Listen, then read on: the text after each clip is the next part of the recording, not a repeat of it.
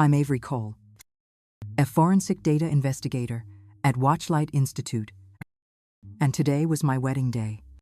The aisle was set, and guests rose for my first step toward Miles Archer. Then, our photographer, Caleb Stone, caught my wrist and said, "Check your phone. Do not react." On the screen was a photo of my back in the bridal suite, taken minutes earlier from a room only I should occupy. Caption: "If you take one more step toward him, everything you love will be destroyed." My stomach went cold. Whoever sent it hadn't just trespassed, they watched me breathe. They wanted fear before I moved an inch. A second ping, a grainy clip of Miles in a dim booth. His hand over a woman's. I wanted to believe it was a lie. But the video was built to hit first and ask questions never. It was engineered to make me doubt the man at the altar. I lifted my head and made a choice. I would not walk out blinded. And I would not run. I would freeze the day on my terms and find the sender before they touched anyone I loved. The music kept playing. But the wedding stopped with me.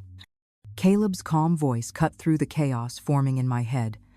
He told me the photo and video had been sent through a mirrored network using the venue's private Wi-Fi. Whoever was behind this wasn't texting from miles away, they were inside Lakeview Estate, watching everything in real time. His words grounded me more than they frightened me. I scanned the room, the air heavy with perfume and silence.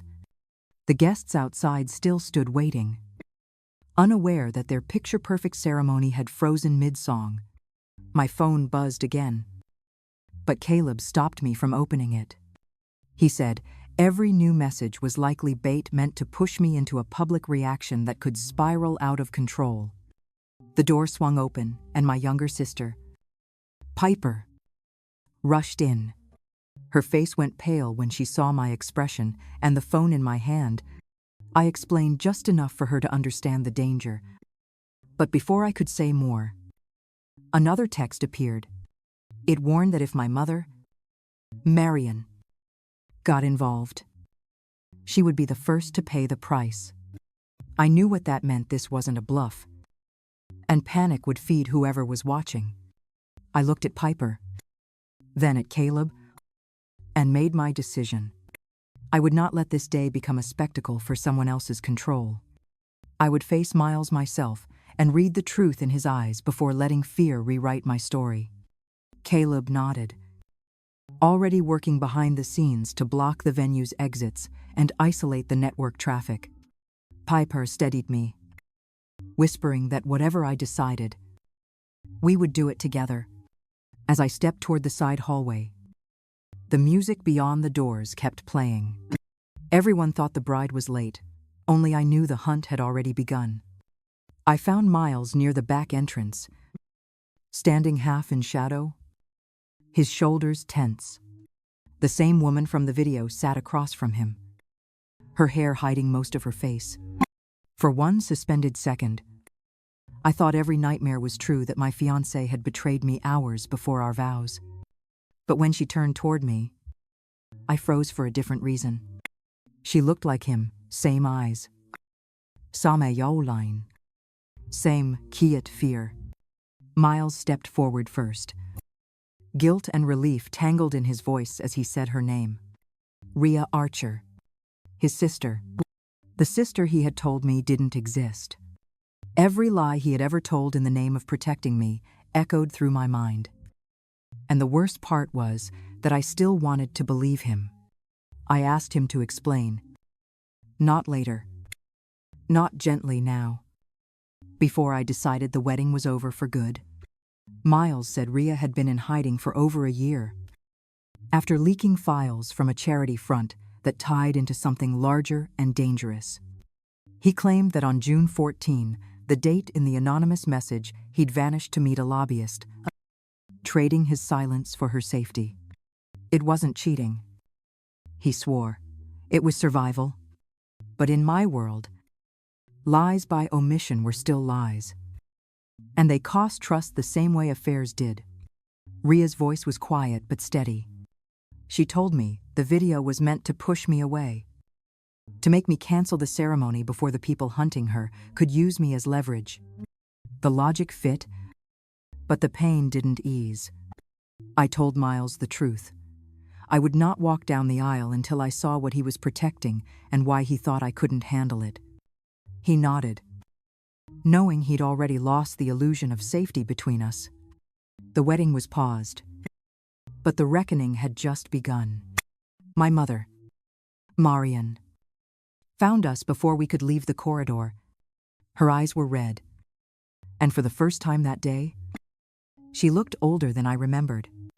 She didn't ask for explanations. She simply said, my father had received a message just like mine on the day he died. It wasn't a heart attack, she whispered. It was fear weaponized into silence. Those words cracked something open in me. My father's death had always felt too sudden, too neat for a man who never left a question unanswered. Marian said he'd told her that if anything ever happened, I was to be protected above all else. He'd left behind a mirror key, an encrypted drive that would unlock only when a legal milestone like marriage or inheritance was triggered in my name. I realized then that the wedding wasn't just a ceremony, it was the keyhole someone desperately needed me to avoid turning. While Marian spoke, Ria scrolled through archived emails from an old case her brother had been tracking. One stopped her cold. It was a private exchange between my aunt, Daphne Ward, and a man named Cole Whitman, my father's former business partner. The language wasn't professional, it was intimate. The kind of intimacy that ends careers and destroys families. Daphne had used that relationship to alter the trust's governance, binding my father's evidence beneath her signature. It hit me with a clarity that made the room tilt. The same woman who taught me to smile through discomfort had rewritten my father's legacy in ink and desire. Ria met my gaze and said it softly, that's why they're trying to stop the wedding. If I married, the control over the trust would revert to me. I felt the rage settle into focus, not chaos, but purpose. For the first time, I understood exactly who my enemy was. Caleb converted one of the side lounges into what he called the glass room. It looked ordinary from the hallway's soft lights. White chairs, leftover champagne flutes, but inside, it was a trap. He rerouted the venue's Wi-Fi through a decoy network, a honeypot that would light up the moment our intruder tried to access the mirrored feed again. My sister Piper volunteered to act as the decoy bride, pacing near the window in my spare veil while Caleb monitored every signal pulse from his laptop. It took less than 10 minutes for the bait to work. A new device connected, hidden behind an encrypted IP that traced back to the venue's administrative server. Caleb traced the physical origin of the signal upstairs. Near the event office, the name registered on the access log froze all of us. It belonged to the assistant of Daphne Ward, my aunt and the woman who managed every contract tied to my father's estate. I felt the old ache of disbelief press against my ribs, but I pushed it down. We had proof now, not suspicion. I walked straight to Daphne's private suite, my heels echoing like a metronome of control. I was reclaiming. She greeted me with her polished calm, wine glass in hand, already rehearsing her concern for my state of mind. I showed her the screenshot of the access log and asked about Cole Whitman. Her smile never wavered, but her eyes flinched. She called my theory paranoid, then offered a gentle deal: cancel the wedding. Let her handle things quietly. It was the same tone predators use when they know you're half a step behind. I didn't take the bait. When I left that room, I'd already decided the ceremony would not resume, but the truth would, and I'd make sure the entire estate heard it. Back at Watchlight, the digital trail unfolded faster than any of us expected. Using my father's archived credentials, I accessed dormant financial records buried beneath his trust framework. The transactions formed a perfect loop: funds moving from a charity called Horizon Care into a series of shell nonprofits with empty boards and identical routing codes. The endpoint account belonged to a consulting firm secretly managed by Cole Whitman, the same man my aunt once called her colleague. It wasn't just money laundering, it was orchestration. Each transfer coincided with a major grant my father had once blocked for ethical reasons. Someone had reactivated his old signatures, likely using the legal authority Daphne gained through their affair. Watching the numbers align was like watching betrayal quantify itself clean, clinical, and deeply personal. I forwarded a partial report to a federal contact but withheld the core key, keeping control over when and how the real evidence would surface. That decision shaped the plan for the next night. Daphne was scheduled to speak at a high-profile charity gala at the Aurora Hotel, another venue connected to Horizon Care's network. We would let her think she had regained control. Miles volunteered to act as bait, telling her assistant he'd recovered my father's encrypted drive and wanted to negotiate before I turned it over. Rhea would shadow the exchange from the crowd, ready to record every word. I knew using Miles and Rhea as decoys crossed a moral line, but exposure demanded risk. This wasn't revenge for humiliation anymore. It was about dismantling a structure built on silence and intimacy used as currency. I told Caleb to prepare the projection system for one final test. Tomorrow, under the chandeliers of Aurora, I wouldn't just accuse Daphne. I'd make her watch her empire collapse on screen. The ballroom of the Aurora Hotel glittered like a cathedral built for deception. Daphne stood at the podium in a white satin suit, her voice smooth as she spoke about transparency and integrity. I waited near the projection booth with Caleb, my pulse steady, my hand resting on the mirror key drive.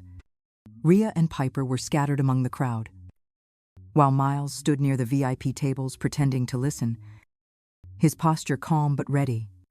When Caleb gave me the signal, the first layer began. The chandelier lights dimmed, and the giant LED screen behind Daphne flickered to life, showing a flowchart of donations. The audience murmured as they watched the path of funds move from Horizon Care into hollow nonprofits and finally land in Cole Whitman's consulting firm. Each transfer was time-stamped. Each signature matched to Daphne's login credentials. Her microphone picked up the smallest sound, a single intake of breath. The second layer hit harder. A sequence of emails appeared next, their metadata highlighted in real time. The crowd read what I had already memorized: messages between Daphne and Cole Whitman, full of personal language, confessions, and instructions to alter my father's governance records. Every transaction she justified as protecting the family now looked like theft dressed in affection. I could see her composure thinning, the edges of her control fraying under polite applause, turning into whispers. Then came the third layer, the one she hadn't anticipated. Caleb overlaid the metadata with the footage captured at Lakeview Estate, her assistant installing hidden cameras hours before my wedding. The room erupted. Reporters in the audience raised their phones. Guests gasped. And Daphne's mask cracked into something raw and furious. She tried to pivot, accusing Miles of collusion, claiming he'd accepted lobbyist money to suppress her reforms. I stayed silent, letting the accusations hang like smoke. My next move would decide whether the night ended in chaos or justice broadcast live. The moment Daphne turned her accusation toward Miles, I stepped forward. Caleb switched feeds, projecting the verified location logs from the night of June 14. The data showed Miles meeting a federal contact, not a lobbyist. And the timestamp aligned with Rhea's hidden safehouse registration. His supposed signature on the payment form dissolved as a superimposed forgery, lifted from his patent filing years earlier. The audience went silent, their focus shifting back to Daphne like a current reversing midstream. Her defense unraveled the second the mirror key finished decrypting. The final video loaded, grainy but unmistakable. It captured Daphne and Cole Whitman in my father's study years ago, discussing how to erase his audit records and rechannel the evidence through shell charities. Cole's voice confessed the plan to use the niece's marriage as the last lock to prevent exposure. Daphne's silence in that clip condemned her more completely than any confession could. Security moved in as she dropped the mic. Still protesting. Her calm gone, and her polish replaced by panic. I didn't look away while they cuffed her. I wanted her to see that I wasn't the frightened bride she'd tried to control. Cole was detained outside before he could reach the elevator. The empire they built on fraud and intimacy collapsed in a single loop of footage and truth, and for the first time in years, my father's silence had meaning again. In the weeks that followed, silence finally meant peace instead of fear. My mother, Marion, let herself grieve openly for the first time since my father's death, and the weight she'd carried for years began to fade. Piper moved in with me for a while, helping manage the flood of attention that came with exposing Daphne and Cole. Their arrests triggered a cascade of investigations, freezing assets and dismantling every shell charity tied to Horizon Care. Rhea entered federal protection until the final hearings. Her name cleared in every official report. Miles turned over his private servers to Watchlight, choosing transparency instead of the quiet life we once planned. We didn't rush back to the altar. We built something steadier, trust rebuilt in full daylight. The mirror key was sealed again. This time, under my signature alone. When I finally stood by the lake where our wedding had begun, I realized nothing about that day had been ruined. It had simply become the beginning of who I was meant to be. Thank you for watching till the end. If this story moved you, hit subscribe. Share it with someone who still believes kindness can't be broken, and tell me where you're watching from. Your voice keeps our stories alive.